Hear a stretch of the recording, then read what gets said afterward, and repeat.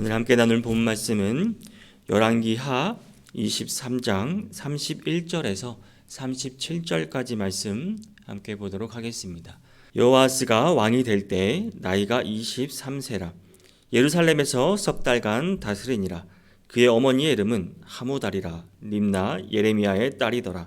여호아스가 그의 조상들의 모든 행위대로 여호와 보시기에 악을 행하였더니 바로 느고가 그를 하맛닥 니블라에 가두어 예루살렘에서 왕이 되지 못하게 하고 또 그 나라로 100달란트와 금 1달란트를 벌금으로 내게 하고 바로 느고가 요시아의 아들 엘리야김을 그의 아버지 요시아를 대신하여 왕으로 삼고 그의 이름을 고쳐 여호야김이라 하고 여호아하스는 애굽으로 잡아갔더니 그가 거기서 죽으니라. 여호야김이 은과 금을 바로에게 주니라. 그가 바로 느고의 명령대로 그에게 그 돈을 주기 위하여 나라에 부과하되 백성들 각 사람의 힘대로 액수를 정하고 은금을 징수하였더라. 여호야김이 왕이 될 때 나이가 25세라 예루살렘에서 11년간 다스리니라. 그의 어머니의 이름은 스비다라 누마 부다다의 딸이더라. 여호야김이 그의 조상들이 행한 모든 일을 따라서 여호와 보시기에 악을 행하였더라. 아멘. 네, 오늘 본문은 이제 열왕기에서 가장 이상적으로 묘사한 요시야 왕이 무기또 전쟁에서 죽은 후에 이제 아들 3명과 또 1명의 손자가 왕으로 다스리는 이제 유다의 말기 시대를 그런 비극적인 종말의 시작을 알리는 부분입니다. 아버지 요시야와는 달리 하나같이 악한 왕으로 평가를 받는 이들은 요시야의 개혁에도 불구하고 므낫세의 죄 때문에 불가피해진 그 멸망을 향하여 무거운 발걸음을 힘겹게 옮기고 있습니다. 여러분, 요시야의 죽음에서 유다의 멸망에 이르는 기간은 단 23년에 불과합니다. 그러나 그 기간은 유다의 역사상 또 정치적으로나 신학적으로 가장 복잡한 시기였다고 말할 수 있습니다. 정치적으로는 이제 애굽과 바벨론을 배경으로 삼은 이제 친애굽파 그리고 친바벨론파 사이에서 계속 서로 다툼이 일어났고 또 이게 우유부단한 또 왕들은 급변하는 국세 정세를 따라 바람같이 요동치는 그런 불안전한 정세를 우리에게 보여주고 있습니다. 신학적으로는 또 이제 예레미야와 또 거짓 선지자의 그런 대결로 압축되는 심각한 갈등이 예루살렘이 멸망하는 날까지 계속되었습니다. 본문의 이런 총체적 혼란 사항을 배경으로 또 심지어 경고하지 못한 4명의 왕 이야기가 시작됩니다. 그중 오늘 본문은 여호아스와 여호야김 이야기입니다. 열왕기 기자는 둘 다 여호와 보시기에 악을 행하였다고 말하고 있습니다. 오늘 본문을 통해 우리에게 주는 교훈이 무엇인지 하나씩 살펴보기를 원합니다. 우리가 오늘 본문을 통해 먼저 깨닫게 되는 것은 인간이 내일의 일을 알 수 없다는 또 인간이 내일을 알 수 없는 한계 속에 있다는 사실입니다. 본문 31절을 다시 한번 보겠습니다. 여호아스 왕이 될 때 나이가 23세라 예루살렘에서 석 달간 다스리니라 라고 오늘 본문은 시작됩니다. 여호아스는 요시야 왕의 넷째 아들이었습니다. 23세의 젊은 나이에 왕위에 올랐습니다. 청년의 나이에 왕이 되었으니 앞으로 오랫동안 유다를 다스릴 수 있을 거라고 생각했을지도 모릅니다. 그러나 그가 다스린 기간은 고작 3개월에 불과했습니다. 애굽의 바로 느고에 의해 폐위됐고 결국 애굽으로 끌려갔습니다. 그리고 죽음을 맞이합니다. 여러분, 우리의 인생도 마찬가지 아닐까요? 우리는 내일 무슨 일이 일어날지 전혀 알 수 없는 존재입니다. 야고보서 4장 14절에서는 이렇게 말하고 있습니다. 내일 일을 너희가 알지 못하는도다. 너희 생명이 무엇이냐? 너희는 잠깐 보이다가 없어지는 안개니라. 여러분, 이 말씀처럼 우리는 잠깐 보이다 사라지는 안개 같은 인생을 살고 있는 것입니다. 내일을 예측할 수 없기에 오늘을 살아가는 우리의 자세가 얼마나 중요한지 우리는 알아야 합니다. 하지만 많은 사람들은 시간이 여러분 항상 자신에게 많을 것처럼 생각하고 있습니다. 내일도 충분하다고 여깁니다. 주어진 시간이 자신의 것이라고 착각하고 살아갑니다. 그러나 이것은 오만입니다. 사도행전 1장 7절에서는 주님은 때와 시기는 아버지께서 자기의 권한을 두셨다라고 말하고 있습니다. 이것은 사실 우리의 개인 시간도 하나님께서 주관하시는 것입니다. 사랑하는 성도 여러분, 우리가 아무리 건강하고 또 계획이 있어도 우리의 수명 우리가 마음대로 할 수 있습니까? 우리의 수명 또한, 우리의 생명 또한 하나님의 손 안에 있다는 사실입니다.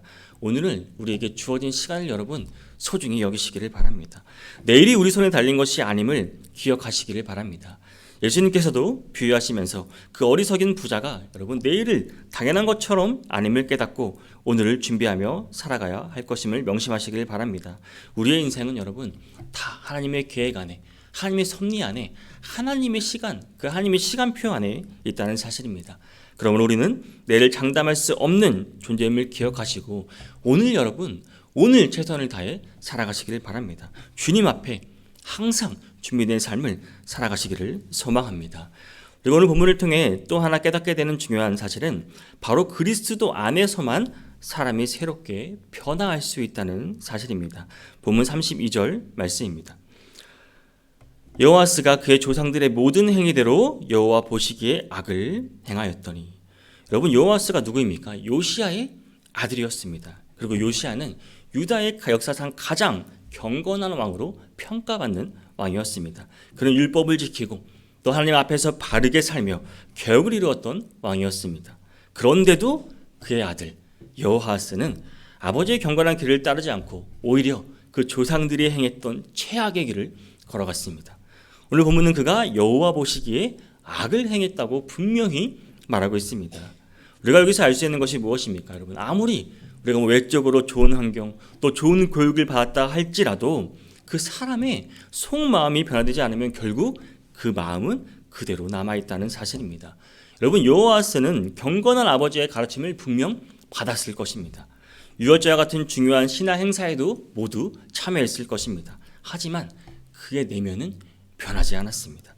사람이 겉으로 아무리 멀쩡해 보여도 여러분 그 진정한 변화는 그 내면에서 일어나야 하는 것입니다.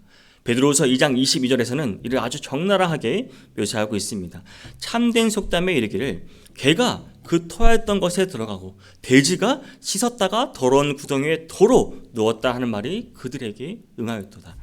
여러분 돼지는 아무리 씻어도 자기 본성이 더러운 곳에 가게 되어 있습니다. 아무리 겉을 깨끗하게 씻겨도 그 내면이 바뀌지 않으면 결국 다시 더러운 곳으로 들어가게 된다는 말입니다. 예수님께서도 서기관들과 바리새인들을 향해 그들의 외적인 모습과는 달리 그 내면을 보고 마귀의 자식이라고 평가하였습니다. 요한복음 8장 44절에서는 그들의 속으로는 거짓을 말하는 자들이라고 하셨습니다. 그렇다면 여러분 사람의 속사람이 변화하려면 어떻게 해야 하는 것입니까? 교육이나 정신수양으로 가능합니까? 아니면 더 좋은 환경을 제공하면 되는 것입니까? 그렇지 않다는 것입니다. 여러분이 인간의 속사람은 죄로 인해 완전히 타락한 인간입니다. 인간적인 방법으로는 여러분 우리의 내면을 변화시킬 수 없다는 사실을 기억하시기를 바랍니다. 유다의 가장 경건한 왕이었던 그 요시아의 아들들이 악한 길로 간 것만 봐도 여러분 이 사실을 우리는 알 수 있습니다. 성경은 우리에게 사람이 새롭게 변할 수 있는 유일한 길을 가르쳐줍니다. 바로 그리스도 안에 거하는 것입니다. 고린도후서 5장 17절은 이렇게 말씀합니다. 그런즉 누구든지 그리스도 안에 있으면 새로운 피조물이라 이전 것은 지나갔으니 보라 새 것이 되었도다. 사랑하는 성도 여러분, 사람의 내면은 그리스도 안에서만 변화할 수 있다는 사실입니다. 그리스도 안에서만 새로워질 수 있다는 사실입니다. 사람이 그리스도 안에 있을 때 하나님의 성령께서 그의 내면을 새롭게 창조하시는 것입니다. 이것이야말로 참된 변화의 시작입니다. 우리가 자녀를 여러분 신앙으로 양육할 때 단순히 외적인 교육이 아니라 그 그리스도 안에서 정말 성령님이 이끄시도록 여러분 기도하시고 그렇게 가르치시기를 바랍니다. 우리의 변화도 성령님으로 말미암아 이루어진 것입니다. 우리가 죄인에서 의인이 된 것은 성령님께서 우리의 속사람을 새롭게 하셨기 때문입니다. 그러므로 우리는 더욱 성령 하나님을 의지하고 우리의 자녀도 성령의 사람이 되도록 여러분 기도하며 이끄시기를 바랍니다. 사랑하는 성도 여러분, 세상적인 그 어떤 방법으로도 결코 사람을 완전히 변화시킬 수는 없습니다. 오직 예수 그리스도 안에서 성령의 능력으로만 사람의 속사람이 세울 수 있다는 사실을 여러분 꼭 기억하시기를 바랍니다. 또 오늘 본문을 통해 우리가 세 번째로 깨닫게 되는 중요한 교훈은 성도가 하나님의 품을 떠나면 악한 자의 지배를 받게 된다는 사실입니다. 본문 33절과 34절을 보겠습니다. 바로 느고가 그를 하마 땅 리블라에 가두어 예루살렘에서 왕이 되지 못하게 하고 또 그 나라로 은 100달란트와 금 1달란트를 벌금으로 내게 하고 바로 느고가 요시아의 아들 엘리야김을 그의 아버지 요시아를 대신하여 왕으로 삼고 그의 이름을 고쳐 여호야김이라 하고 요아스는 애굽으로 잡아갔더니 그가 거기서 죽으니라. 여기서 우리는 유다가 하나님의 보호 아래 있지 않았을 때 얼마나 처참한 결과를 맞았는지를 볼 수 있습니다.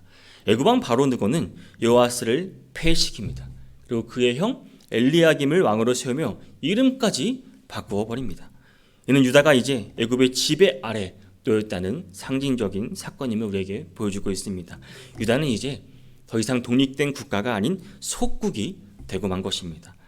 이렇게 유다가 애굽의 지배를 받게 된 이유가 무엇입니까? 유다가 하나님의 품을 떠났기 때문입니다. 유다가 하나님의 품을 떠나자 그 결과로 악한 세력의 지배를 받게 된 것입니다.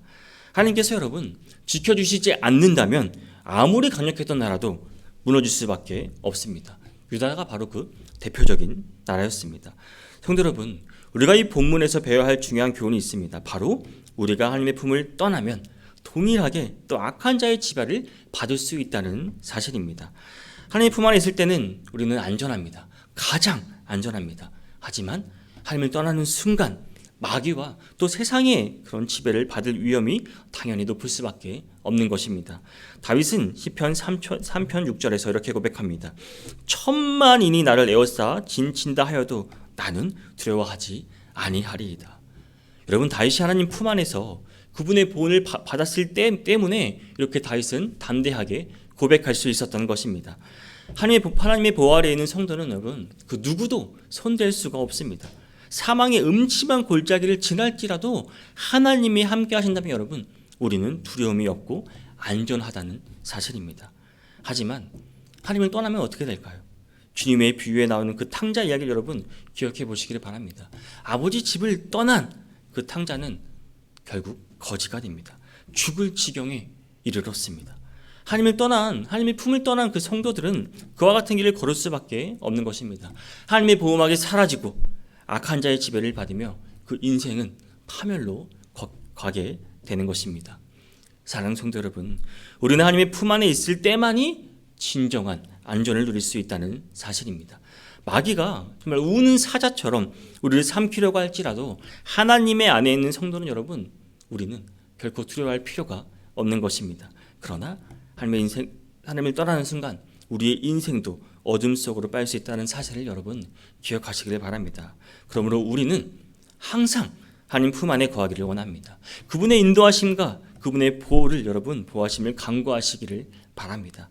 하나님의 품을 떠나는 것이 얼마나 위험한 일인지 오늘 본문을 통해 분명히 우리는 알았습니다. 이 사실을 마음에 새기고 결코 하나님을 떠나는 분이 한 분도 없기를 간절히 소망합니다.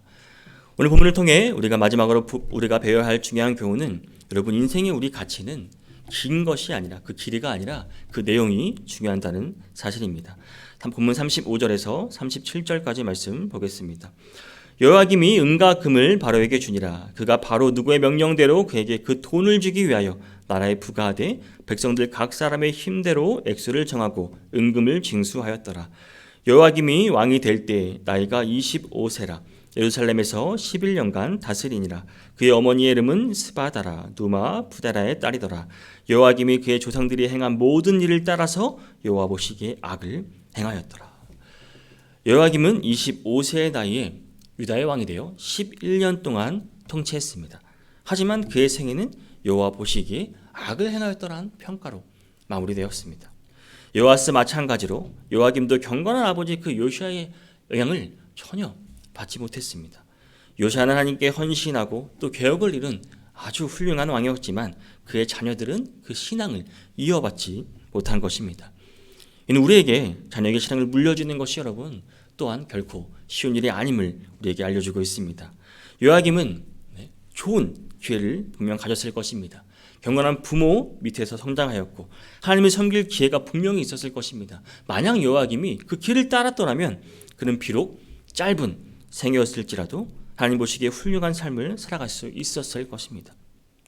그러나 그는 그 기회를 줘버렸습니다. 악한 자들의 길을 택한 결과로 실패한 인생으로 자기의 삶을 마치고 만 것입니다. 사랑하는 성도 여러분, 우리의 인생도 이와 같습니다. 인생의 가치는 여러분 그 길이에 있지 않습니다. 하나님께서 우리가 얼마나 오래 살았는가를 중요하게 여기시는 것이 아닙니다. 하나님께서 보시는 것은 우리의 인생이, 우리의 내면이, 우리의 마음이 어떻게 무엇으로 채워졌냐는 것입니다. 요시야는 39세의 나이로 생을 마감했지만 그의 생애는 하나님 앞에서 아주 귀하고 값진 생이었습니다. 그는 하나님이 주신 기회를 충실히 활용한 결과로 짧은 생이었지만 의미 있고 충실한 삶을 살았습니다. 오늘날 많은 사람들이 여러분 오래 살기 위해 노력합니다. 건강식품, 운동, 다양한 방법으로 장수를 추구하지만 여러분 우리는 장수하는 것보다 삶의 질에 더 집중해야 하는 것입니다. 하나님을 떠나 아무리 여러분 오래 산다 해도 그게 무슨 소용이 있습니까? 그 인생에는 참된 가치가 없습니다. 오히려 그 시간이 길어질수록 여러분 제약된 삶만 더할 뿐입니다. 반대로 짧은 인생을 살지라도 하나님 안에서 그 삶이 정말 진정으로 귀하고 가치 있는 삶을 살려면 하나님 안에 있어야 하는 것입니다. 우리의 마음이 하나님과 함께 해야 한다는 것입니다. 왜냐하면 하나님이 인정하시는 삶을 산 사람에게는 이게 끝이 아니지 않습니까? 영원한 생명과 영원한 그 상급이 주어지기 때문입니다. 사랑하는 성도 여러분, 우리의 인생의 길이보다 우리의 그 삶의 내용에 여러분 더 집중하시기를 바랍니다. 하나님께서 주신 이 기회, 오늘 하루도 여러분 하나님께서 우리에게 주신 새로운 기회입니다. 이것을 소중히 여기시고 우리의 인생을 하나님이 기뻐하시는 삶으로 채워나가시기를 바랍니다. 우리의 삶이 하나님 앞에서 의미 있고 충실한 내용으로 가득 찬 인생이 되기를 간절히 소망합니다. 사랑하는 성도 여러분, 오늘 우리가 살펴본 여호아스와 여호아김 이야기를 통해 우리는 한 가지 분명한 진리를 깨달을 수 있습니다. 바로 사람의 운명은 하나님과의 관계에 따라서 전혀 다른 결과를 낳는다는 사실입니다. 하나님과 멀어진 이들은 아무리 여러분 세상에서 노력하고 열심히 살고 애쓴다 해도 진정한 성공에 도달할 수 없습니다. 물론 세상적으로는 성공을 거둘지도 모릅니다. 돈도 벌고 높은 지위에 오를 수도 있고 건세와 명예를 누릴 수도 있습니다. 그러나 그러한 세상의 성공은 궁극적인 성공이 아닙니다. 참된 성공은 우리가 영원한 구원에 이르느냐에 달려있다는 사실입니다. 세상의 삶은 그 이후에 있을 영원한 삶에 비하면 여러분 정말 한순간에 불과합니다. 100년 사면 많이 산다면 100년 여러분 영원한 삶에 비해서 100년 그게 긴 순간입니까? 정말 한순간입니다. 나그네 같은 인생입니다. 그러므로 여러분 한순간의 성공을 진정한 성공이라고 여러분 생각하시지 마시기 바랍니다. 영원한 성공, 즉 구원에 이르는 것만이 진정한 성공입니다. 이 성공을 결정하는 유일한 기준은 하나님과의 바른 관계라는 사실입니다. 오늘 본문에서 여호아스와 여호아김의 결말을 보았습니다. 그들은 하나님과 멀어졌고 그들의 인생은 비참한 결과로 끝났습니다. 하지만 하나님과의 바른 관계를 유지하는 이들은 하나님의 보호와 하나님의 인도하심을 받으며 영원한 성공을 거두게 될 것입니다. 사랑하는 성도 여러분, 하나님을 경외하고 하나님의 뜻에 따라 살아가는 것보다 중요한 것은 없습니다. 이 사실을 늘 마음속에 새기시기를 바랍니다. 하나님과 바른 관계를 유지하는 삶을 살아가시기를 바랍니다. 오늘도 그리고 매일의 삶 속에서 주님과 동행하시는 모든 성도님 되시기를 주님의 이름으로 축복합니다.